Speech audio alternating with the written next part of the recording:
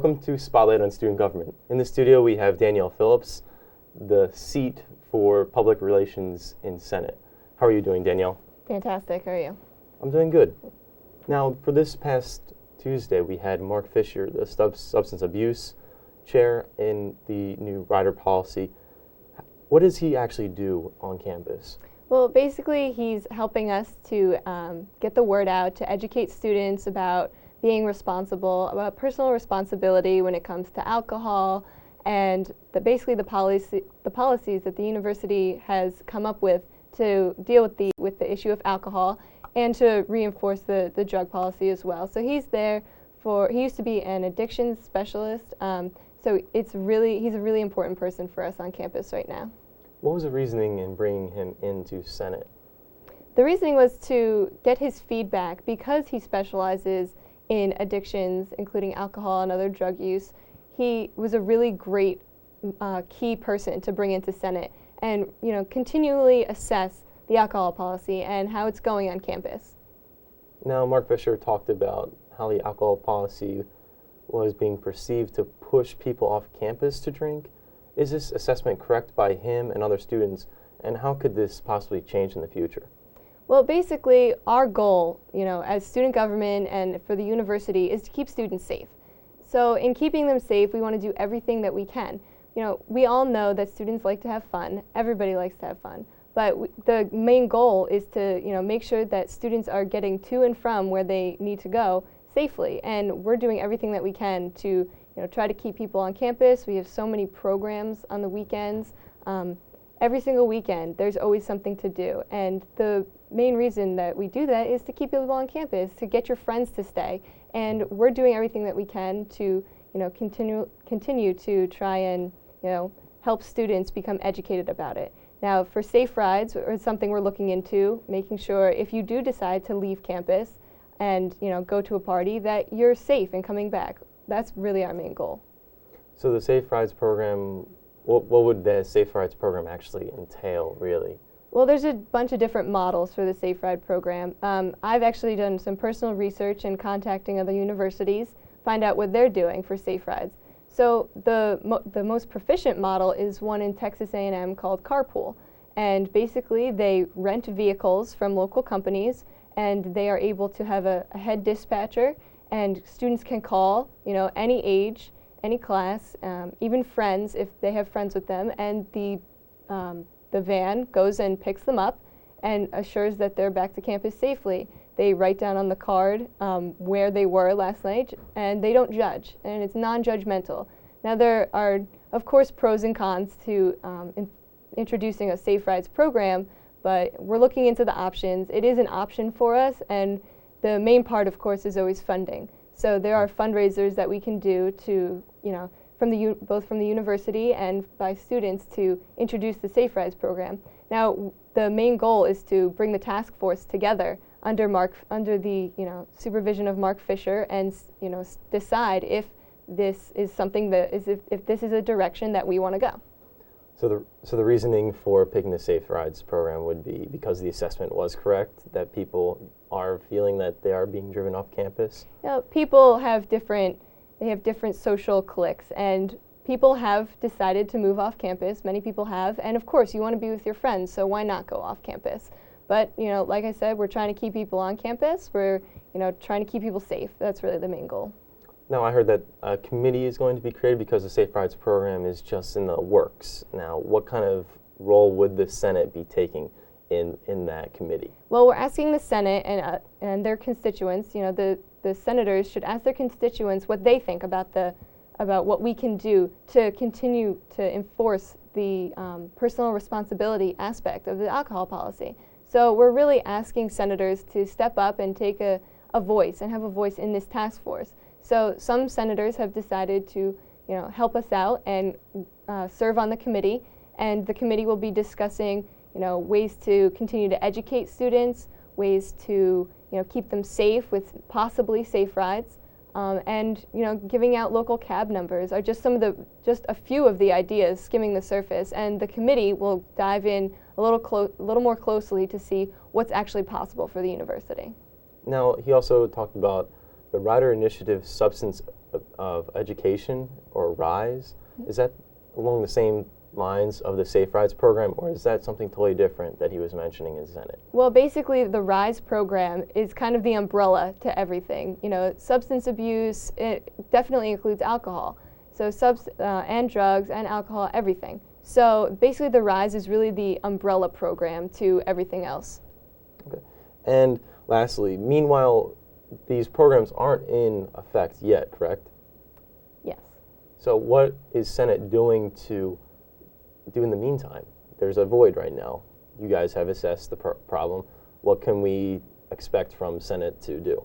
You can expect in the very near future, hopefully within the next couple weeks, Cranberry Cards is what we're Cranberry colored cards that have cab numbers. So we're going to call our card Cranberry Cabs, and every student will get one. So that way, whenever they are off campus, we have given them the information, and hopefully with the information we can provide the motivation to call these cab numbers and make them feel that safety really is an issue.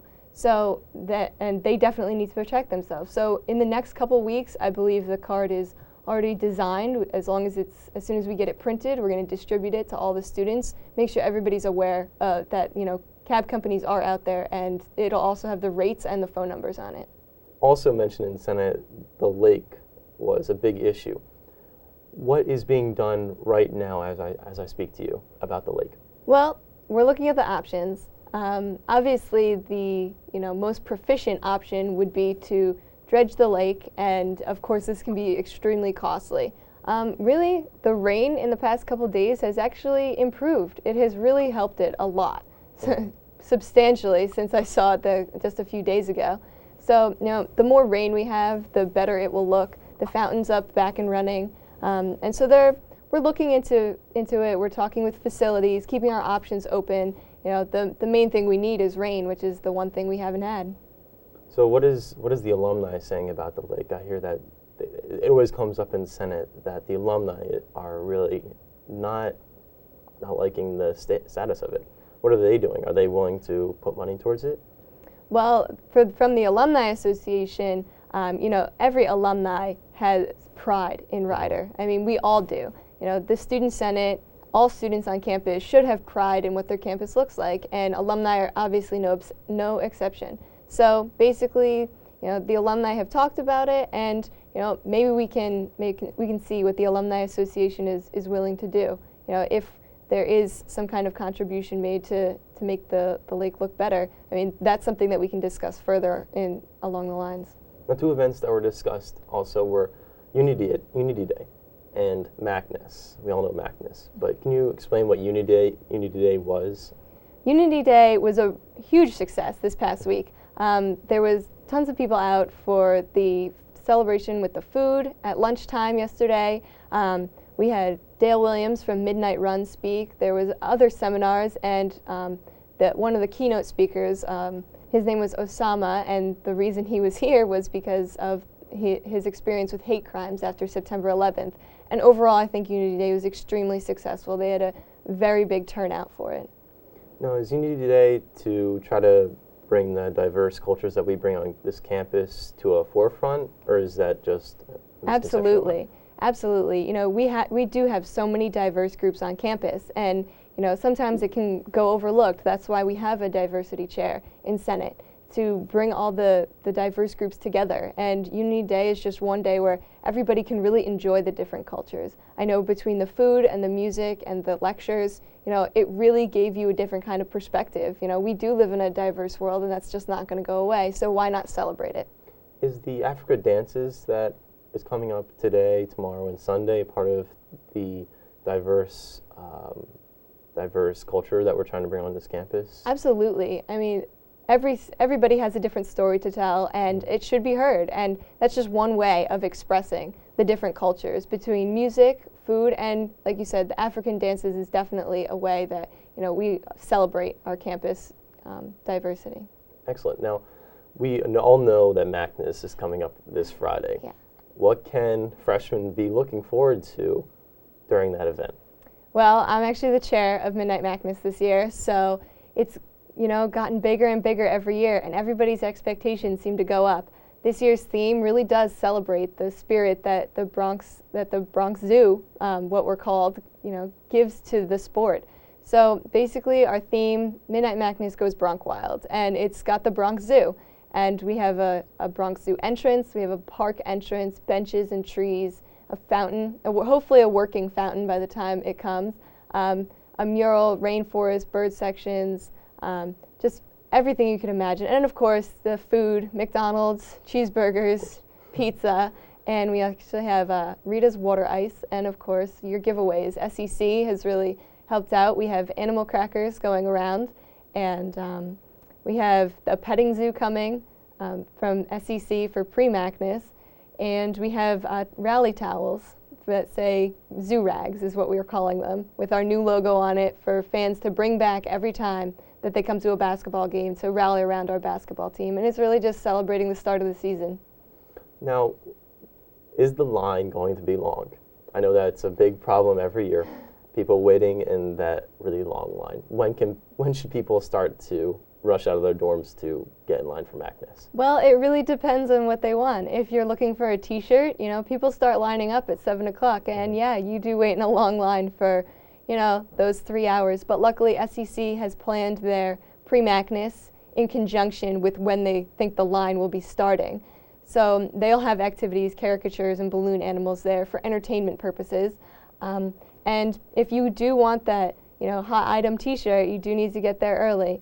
But, the program the doors open at 10:30. The program will kick off at 11 o'clock with Jamil, your MC, and the dance team. So there's a lot to look forward to in the program. Thank you, Danielle, No so problem. much for enlightening us. This has been another week of Spotlight on Student Government. See you next week.